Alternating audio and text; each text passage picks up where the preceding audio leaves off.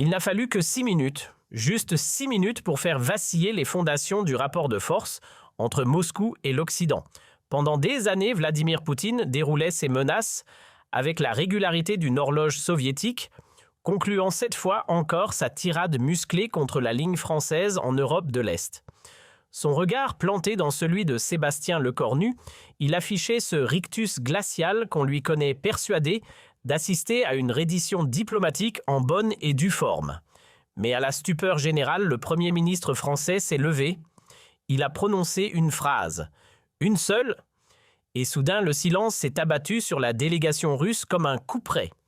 Ce n'était pas un banal échange de protocoles. C'était l'instant précis où la France a fait savoir haut et fort qu'elle ne plierait plus devant les intimidations du Kremlin. Mais pour comprendre l'ampleur de ce qui s'est passé ce jour-là, il faut remonter 4 jours en arrière dans les couloirs tendus de l'Élysée, quand Sébastien Lecornu a pris une décision qui allait ébranler les fondations du pouvoir russe. Le 1er septembre 2025 à 22h15, le bureau du Premier ministre baignait dans une lumière blafarde. Dehors, Paris résonnait encore des échos des manifestations bleues. Les vitres brisées jonchaient les avenues, et les sirènes hurlaient dans la nuit. La France semblait au bord du gouffre. Lecornu était seul face à une montagne de dossiers classifiés qui grossissaient d'heure en heure, rapport de la Direction générale de la sécurité extérieure analyse militaire télégramme urgent de Varsovie. Tout convergeait vers une réalité terrifiante, la Pologne était en danger imminent. Le téléphone sécurisé sonna. C'était Duda, le président polonais depuis Varsovie. Sa voix trahissait une panique mal contenue. « Sébastien, nous avons des mouvements de troupes russes inédits à la frontière biélorusse. Nos services estiment qu'une provocation majeure se prépare dans les 62 heures. L'organisation du traité de l'Atlantique Nord temporise. L'Allemagne refuse de s'engager. Les Américains sont distraits par leurs problèmes internes. Vous êtes notre dernier espoir. » Lecornu resta silencieux. Il savait que la France traversait sa pire crise depuis mai 1968. Les émeutes paralysaient le pays. L'économie s'effondrait. Son propre gouvernement vacillait. Comment défendre la Pologne quand il n'arrivait même pas à maintenir l'ordre dans ses propres rues?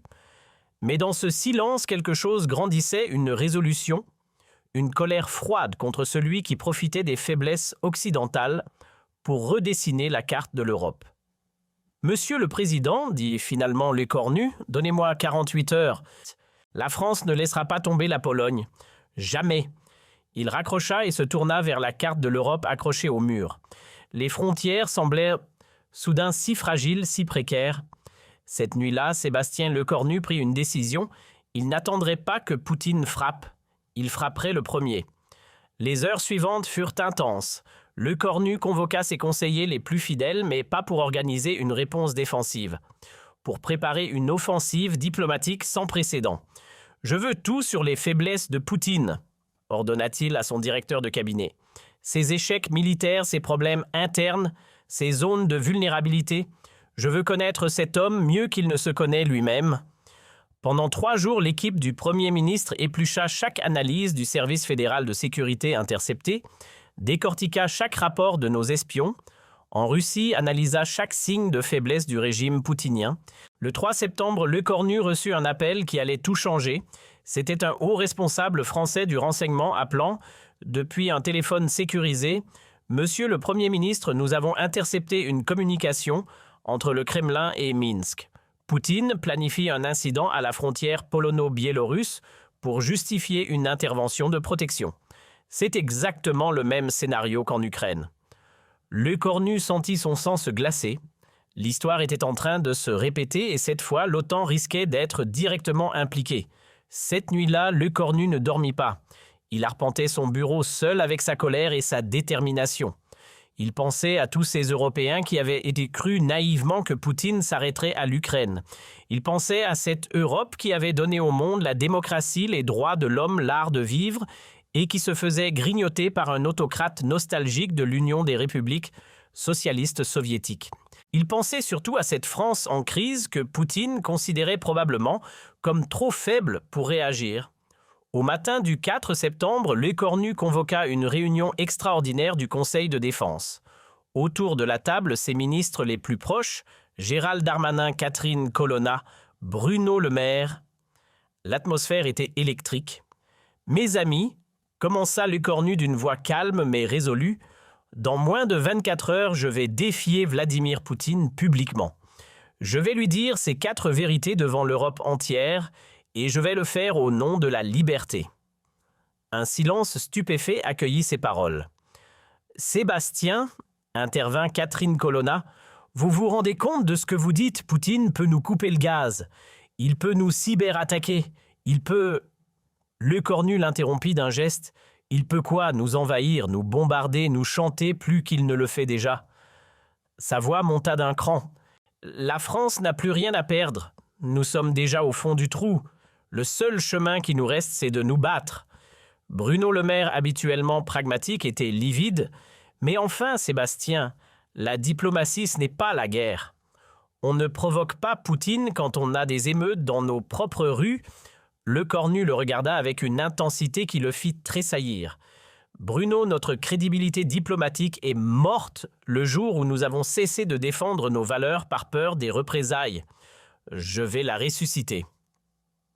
Le 5 septembre au matin, Lecornu se rendit au sommet européen de Bruxelles. Dans l'avion, il était inhabituellement silencieux. Ses conseillers s'attendaient à le voir réviser ses dossiers, répéter ses arguments. Mais non, il regardait les nuages par le hublot et réfléchissait. Ce que ses collaborateurs ne savaient pas, c'est que Lecornu était en train de vivre une transformation profonde. Il cessait d'être un Premier ministre en difficulté pour devenir un leader européen. L'atterrissage à Bruxelles fut mouvementé. Les journalistes français présents criaient leurs questions. « Monsieur le Premier ministre, comment gérez-vous la crise des blocus? Pensez-vous démissionner? La France peut-elle vraiment s'occuper de l'Europe dans son état actuel ?» Lecornu ne répondit pas. Il se contenta de sourire énigmatiquement et de monter dans sa voiture officielle. Il savait que dans quelques heures, ces questions paraîtraient dérisoires. Le sommet commençait par une session consacrée à la sécurité européenne. C'était exactement ce qu'espérait Lecornu. Autour de la table, les 27 dirigeants de l'Union européenne discutaient mollement des tensions à l'Est avec leur prudence habituelle. Scholz évoquait la nécessité d'un dialogue constructif avec Moscou. Macron, encore affaibli par sa défaite électorale récente, parlait de désescalade. Tous marchaient sur des œufs face à Poutine. C'est alors que la nouvelle tomba. Un aide entra précipitamment dans la salle et murmura quelque chose à l'oreille de Charles Michel, président du Conseil européen. Ce dernier pâlit visiblement. « Mesdames et messieurs, annonça-t-il d'une voix tendue, nous venons de recevoir une communication officielle du Kremlin. Le président Poutine demande à s'adresser directement à notre Assemblée par vidéoconférence. Il invoque l'urgence de la situation en Europe de l'Est. » Un frisson parcourut la salle. Poutine n'avait jamais demandé à s'adresser directement aux dirigeants européens. C'était soit un piège, soit une escalade majeure.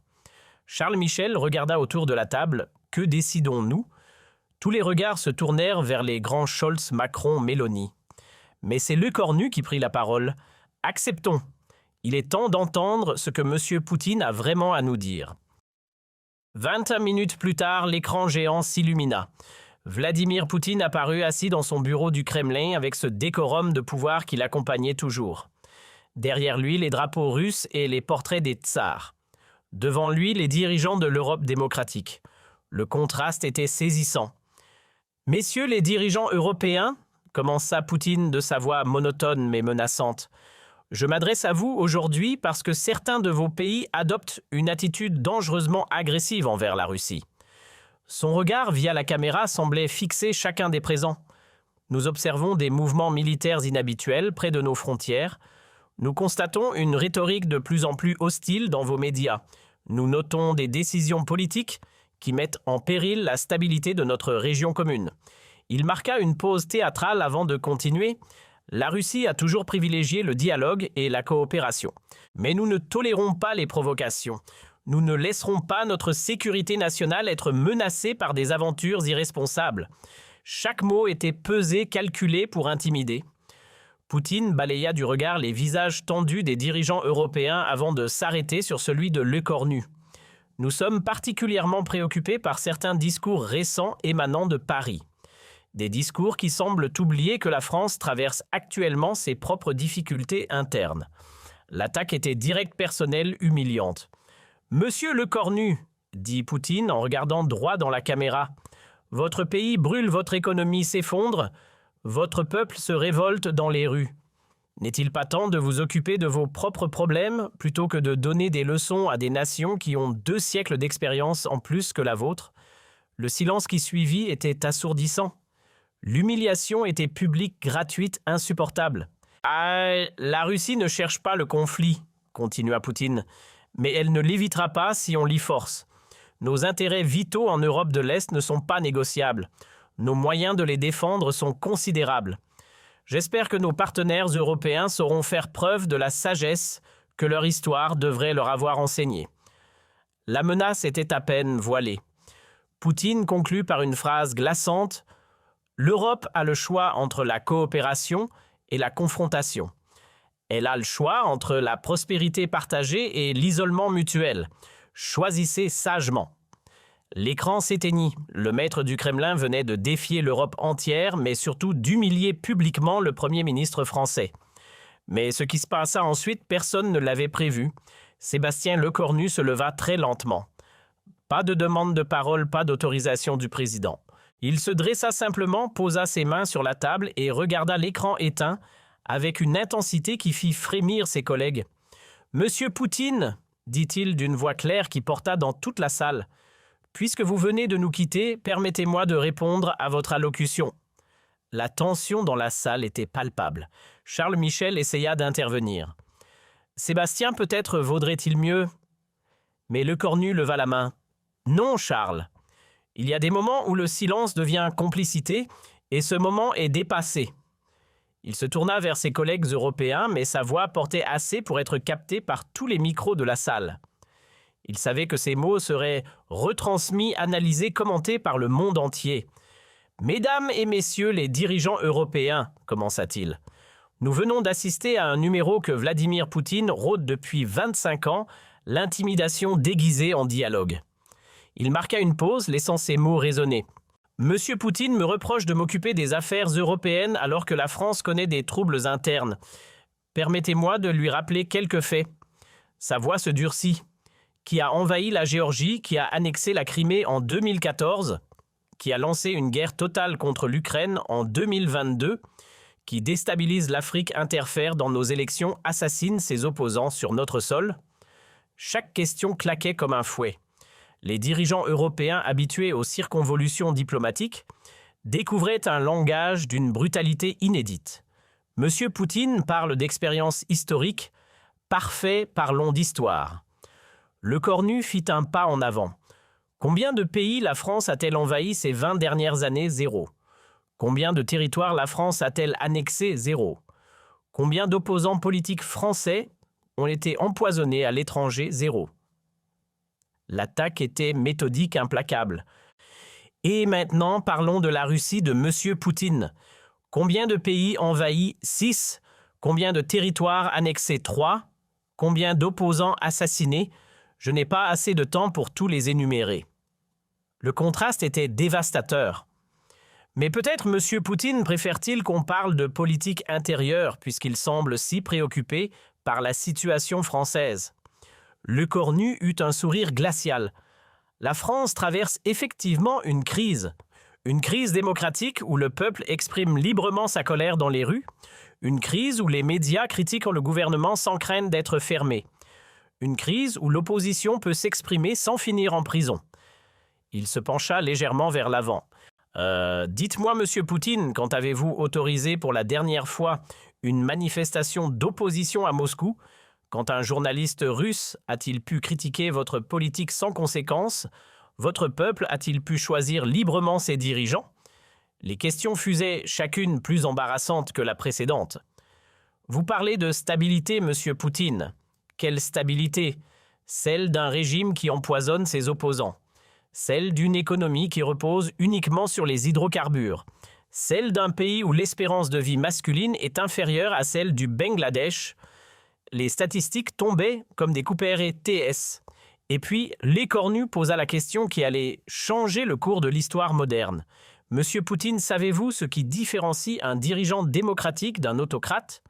Un dirigeant démocratique accepte la critique et en tire des leçons. Un autocrate menace ceux qui osent la formuler. Alors dites-nous de quelle catégorie relevez-vous? Le silence qui suivit était assourdissant. Même les interprètes avaient cessé de chuchoter. Lecornu venait de traiter publiquement Poutine d'autocrate devant tous les dirigeants européens, devant toutes les caméras du monde. C'était du jamais vu.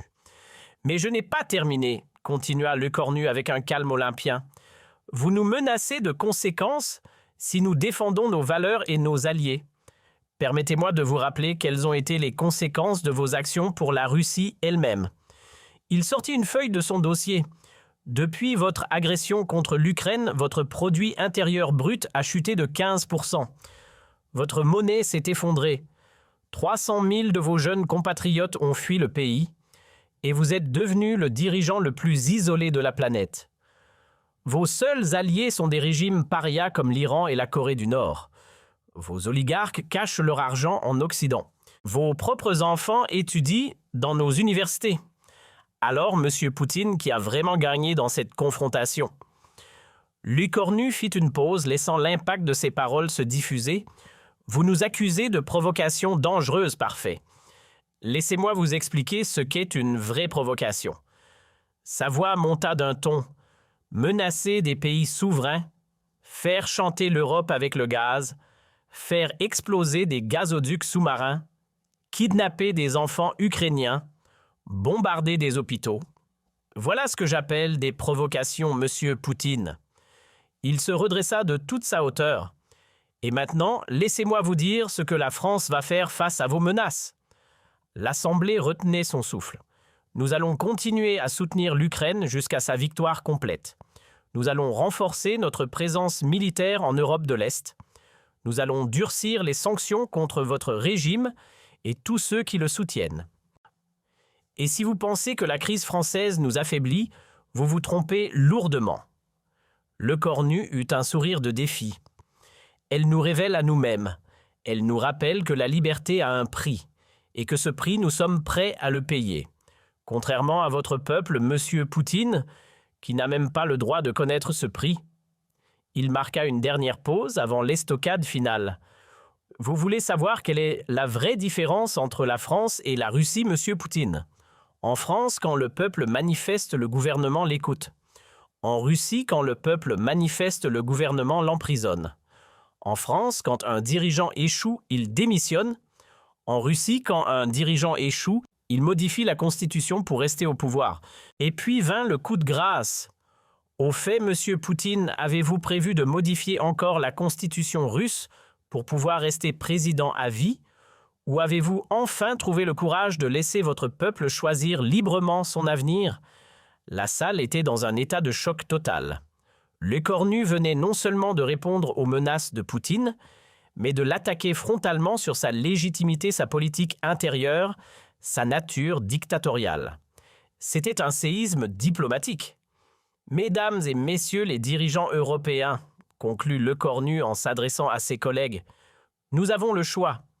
Soit nous continuons à avoir peur de Monsieur Poutine et nous laissons détruire l'Europe démocratique pièce par pièce, soit nous lui rappelons que l'Europe, c'est 450 millions d'habitants libres, une économie 10 fois supérieure à la sienne et des valeurs qui ont traversé les siècles.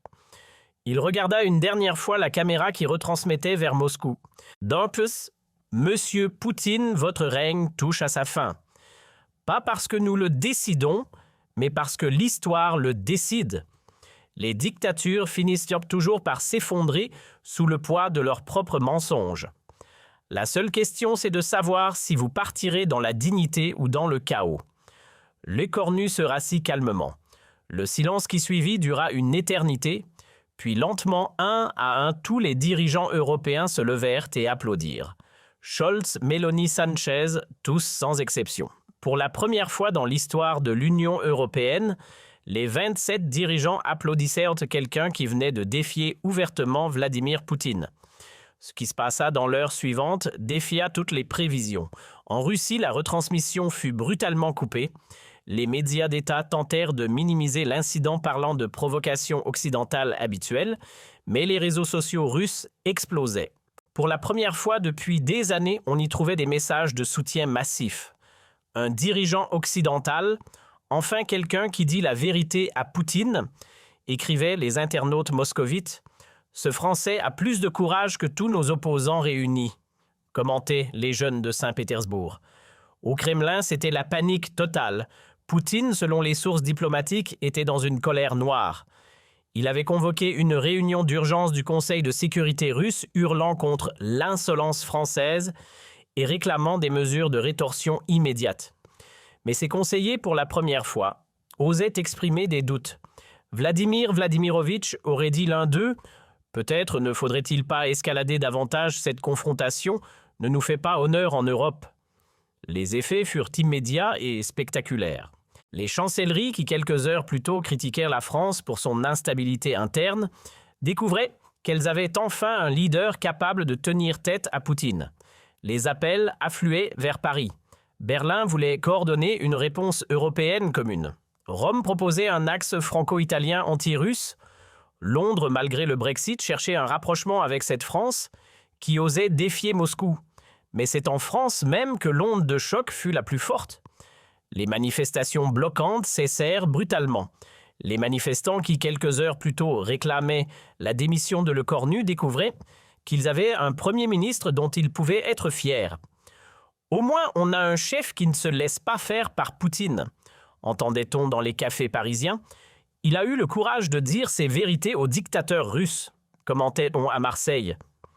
Les médias français, jusque-là critiques envers Lecornu, durent réviser leurs éditoriaux. Le Figaro titrait « Le Cornu redonne sa fierté à la France ».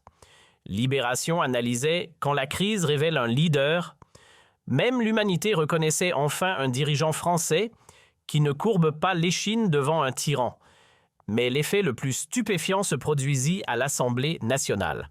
Les députés qui s'apprêtaient à voter une motion de censure contre le gouvernement Lecornu suspendirent leurs travaux. Marine Le Pen déclara « On ne tire pas sur un homme qui vient de défendre l'honneur de la France ».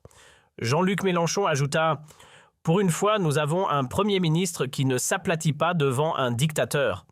Cette union sacrée inédite donnait à Lecornu une marge de manœuvre qu'aucun dirigeant français n'avait eue depuis De Gaulle. Les sondages qui le donnaient à 25% d'opinion favorable le matin le propulsèrent à 74% le soir même. La France venait de redécouvrir la fierté nationale. Dans les jours qui suivirent, Moscou tenta plusieurs contre-offensives cyberattaques contre les infrastructures françaises campagne de désinformation, pression économique. Mais rien n'y faisait. Lecornu avait touché le point faible de Poutine, sa légitimité. Pour la première fois depuis son arrivée au pouvoir, le maître du Kremlin était publiquement ridiculisé par un dirigeant occidental, et cette humiliation résonnait jusqu'en Russie. Le 15 septembre, 10 jours après la confrontation de Bruxelles, l'impensable se produisit, une manifestation de soutien à Lecornu eut lieu à Moscou. Quelques centaines de jeunes Russes bravèrent la répression pour scander « Merci la France » et « Poutine démission ». La police intervint brutalement, mais les images firent le tour du monde. Le Premier ministre français était devenu un héros pour l'opposition russe. Cette manifestation fut la goutte d'eau qui fit déborder le vase au Kremlin. Poutine, selon des sources diplomatiques occidentales, sombra dans une paranoïa totale. Il limogea plusieurs conseillers, renvoya des généraux, réorganisa ses services de sécurité. L'homme qui terrorisait l'Occident depuis 25 ans découvrait ce que signifiait avoir peur. Un mois après Bruxelles, les conséquences géopolitiques étaient évidentes. L'OTAN, enhardie par l'exemple français, renforça massivement sa présence en Europe de l'Est. L'Union européenne vota de nouvelles sanctions contre la Russie à une majorité jamais atteinte. Les pays africains jusque-là hésitants commencèrent à prendre leur distance avec Moscou. Mais surtout l'exemple français inspira d'autres dirigeants. Le président ukrainien Zelensky multipliait les références à l'esprit de Bruxelles dans ses discours. Le Premier ministre polonais parlait de courage français. Même en Asie, le Japon et la Corée du Sud évoquaient la méthode Lecornu pour résister aux pressions chinoises et nord-coréennes. Poutine, lui, était devenu l'homme le plus isolé de la planète. Ses rares alliés Iran, Corée du Nord, Biélorussie commençaient à douter. Loukachenko, lui-même, selon les services occidentaux, s'interrogeait sur la solidité de son protecteur russe. Le maître du Kremlin, qui quelques mois plus tôt dictait encore sa loi à l'Europe, découvrait que son empereur était nu. Le 1er novembre 2025, exactement 2 mois après sa confrontation avec le cornu Poutine, commit une erreur fatale. Lors d'un discours télévisé, il qualifia le Premier ministre français d'ennemi de la Russie et promit que les provocateurs français paieraient le prix de leur insolence. Cette nouvelle menace eut l'effet inverse de celui escompté. Au lieu d'isoler la France, elle souda l'Europe entière autour de Paris. L'Union européenne vota immédiatement des sanctions d'une ampleur inédite. Pour la première fois, l'UE visait directement Poutine, personnellement gelant tous ses avoirs européens et lui interdisant les territoires européens. L'OTAN activa l'article 5 préventif considérant que les menaces russes contre la France concernaient l'alliance entière. Mais le coup le plus dur pour Poutine vint d'où il s'y attendait le moins de l'intérieur. Le 15 novembre, plusieurs oligarques russes publièrent une lettre ouverte critiquant l'isolement croissant de la Russie et appelant à un dialogue constructif avec l'Occident. C'était la première fois depuis l'arrivée de Poutine au pouvoir que l'élite économique russe le critiquait publiquement. Cette lettre ouverte provoqua une purge au Kremlin. Poutine limogea une dizaine de hauts responsables, fit arrêter plusieurs oligarques et réorganisa entièrement ses services. Mais ces mesures répressives ne firent qu'accentuer son isolement. L'homme qui avait bâti son pouvoir sur la peur découvrait que la peur, quand elle change de camp, devient un poison mortel. En décembre 2025, 3 mois après sa confrontation avec le cornu Poutine, était devenu méconnaissable. Les photos officielles montraient un homme vieilli aux traits tirés, ses apparitions publiques se raréfiaient, ses discours autrefois menaçants et assurés sonnaient désormais creux et désespérés. C'est dans ce contexte qu'eut lieu l'événement qui acheva définitivement le prestige international de Poutine. Le 20 décembre 2025, lors du sommet de l'Organisation du traité de sécurité collective à Astana, Poutine tenta une dernière fois de restaurer son autorité devant ses alliés traditionnels. Il prononça un discours virulent contre l'arrogance occidentale et les provocations françaises, espérant rallier le Kazakhstan, l'Arménie et les autres membres. Mais l'impensable se produisit. Nikol Pachinian, le Premier ministre arménien, l'interrompit publiquement. « Vladimir Vladimirovitch, avec tout le respect que je vous dois, peut-être devrions-nous écouter ce que dit ce Français.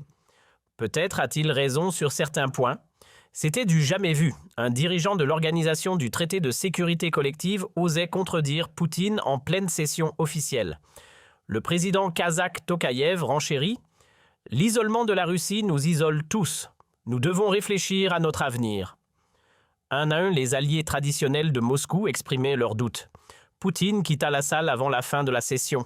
Les images de sa sortie précipitée, visage fermé, firent le tour du monde. Le tsar de toutes les Russies fuyait ses propres alliés. Pendant ce temps, le cornu consolidait sa position de nouveau leader de l'Europe libre. Le 31 décembre 2025, dans son discours de fin d'année, il put dresser un bilan que personne n'aurait imaginé 4 mois plus tôt. Mes chers compatriotes, en septembre dernier, la France était au bord du gouffre. Aujourd'hui, nous guidons l'Europe vers la liberté. En septembre, on nous menaçait. Aujourd'hui, on nous respecte. Il conclut par ces mots prophétiques. À Bruxelles, face aux menaces de M. Poutine, je n'ai fait qu'une chose, rappeler que la France ne s'agenouille devant personne. 6 minutes ont suffi pour que le monde s'en souvienne et certains au Kremlin commencent enfin à comprendre que les temps ont changé. L'année 2026 s'ouvrait sur un monde transformé. La Russie de Poutine, jadis puissance redoutée, était devenue un paria isolé. L'Europe guidée par la France de Le Cornu avait retrouvé sa fierté et sa cohésion. Et dans les rues de Moscou, de jeunes Russes scandaient parfois, malgré la répression, « Merci Le Cornu, merci la France ». Le 15 mars 2026, exactement 6 mois après la confrontation de Bruxelles, l'impossible se produisit. Alexeï Navalny, depuis sa prison, fit passer un message qui fut lu lors d'une manifestation clandestine à Saint-Pétersbourg. Ce Français nous a montré qu'on pouvait regarder Poutine dans les yeux et lui dire non. Il nous a rendu l'espoir. Il nous a rappelé que les tyrans ne sont forts que tant qu'on les croit invincibles. Ces mots répétés dans toute la Russie, malgré la censure, achevèrent de délégitimer Poutine aux yeux de son propre peuple. L'homme qui avait terrorisé l'Europe pendant 25 ans découvrait que la vraie erreur, c'était de voir son autorité s'effriter sous les coups de la vérité. Mais la revanche la plus éclatante de Le Cornu eut lieu le 9 mai 2026, jour de la fête de la victoire en Russie. Traditionnellement, Poutine organisait un défilé militaire grandiose sur la place rouge pour impressionner le monde. Cette année-là, pour la première fois depuis 1991, aucun dirigeant étranger ne fit le déplacement à Moscou. Même les alliés traditionnels de la Russie boudèrent la cérémonie. À Paris, le même jour, Le Cornu organisait une cérémonie d'hommage aux victimes du totalitarisme en présence des dirigeants européens et de représentants de l'opposition russe en exil. Le contraste était saisissant. D'un côté, un dictateur isolé célébrant seul ses fantasmes de grandeur, de l'autre, un leader démocratique entouré de ses pairs et des forces de liberté. Les images parlaient d'elles-mêmes. Place Rouge Poutine, seul sur sa tribune, face à des gradins à moitié vides. À Paris, Le Cornu entouré d'une foule enthousiaste scandant « Liberté pour la Russie ». Le monde avait choisi son camp. L'été 2026 apporta la confirmation définitive du basculement géopolitique. Lors du sommet du G7 au Canada, Le Cornu fut accueilli comme un héros par ses homologues. Biden le qualifia de conscience morale de l'Occident. Trudeau parla de courage exemplaire. Même le Premier ministre japonais évoqua l'inspiration française face aux menaces chinoises. Poutine, lui, n'était invité nulle part. Ses derniers alliés Iran et Corée du Nord commençaient à prendre leur distance. L'ayatollah Khamenei annula une visite prévue à Moscou. Kim Jong-un reporta indéfiniment un sommet bilatéral. L'isolement était total, définitif, irréversible. En août 2026, presque un an après la confrontation de Bruxelles, un événement symbolique acheva de consacrer la victoire de Le Cornu sur Poutine. L'opposition russe en exil organisa un congrès de la Russie libre à Paris. Pour la première fois depuis la révolution de 1917, des Russes se réunissaient librement en terre française pour planifier l'avenir démocratique de leur pays. Le Cornu ouvrit le congrès par un discours historique. Mesdames et messieurs, les représentants de la Russie éternelle, celle de Pouchkine et de Tolstoï, celle de Sakharov et de Solzhenitsyn, la France vous accueille comme elle a toujours accueilli ceux qui luttent pour la liberté. Votre tyran croit que la peur peut durer éternellement. Il se trompe. L'histoire nous enseigne que les dictatures finissent toujours par s'effondrer. La seule question, c'est de savoir quand. Ces mots résonnèrent jusqu'en Russie malgré la censure. Sur les réseaux sociaux russes, malgré la répression, on partageait des extraits du discours de Le Cornu. Le Premier ministre français était devenu l'espoir secret de millions de Russes opprimés. L'automne 2026 apporta les premiers signes de l'effondrement du régime poutinien. En septembre, des manifestations éclatèrent simultanément dans 20 villes russes. Pour la première fois, les manifestants ne réclamaient pas seulement des réformes, mais la chute pure et simple du régime. Et sur leurs banderoles, on pouvait lire en français « Merci Le Cornu »,« Vive la France libre ». La répression fut brutale mais inefficace. Les images de violences policières diffusées sur les réseaux sociaux ne firent qu'attiser la colère populaire. Poutine, qui avait bâti son pouvoir sur le contrôle de l'information, découvrait qu'à l'ère d'Internet, aucune censure n'était étanche. Le 5 octobre 2026, exactement 13 mois après sa confrontation avec Le Cornu Poutine, commit son erreur finale. Lors d'un discours télévisé, il qualifia les manifestants russes d'agents français et accusa Le Cornu de fomenter une révolution colorée en Russie. Cette accusation délirante acheva de le ridiculiser aux yeux du monde entier. La réaction de Le Cornu fut d'une élégance meurtrière. Lors d'une conférence de presse à Matignon, il déclara simplement « Monsieur Poutine me fait trop d'honneur. Je ne fomente rien en Russie. Je me contente de dire la vérité sur son régime. Si cette vérité provoque des révolutions, c'est que sa dictature était plus fragile qu'il ne le pensait. » Cette réponse, relayée dans le monde entier, porta le coup de grâce au prestige de Poutine. Un dirigeant français de 39 ans venait de ridiculiser publiquement l'homme qui terrorisait le monde depuis un quart de siècle. L'inversion des rapports de force était totale. Novembre 2026 marqua le début de la fin pour Poutine. Des oligarques commencèrent à fuir la Russie.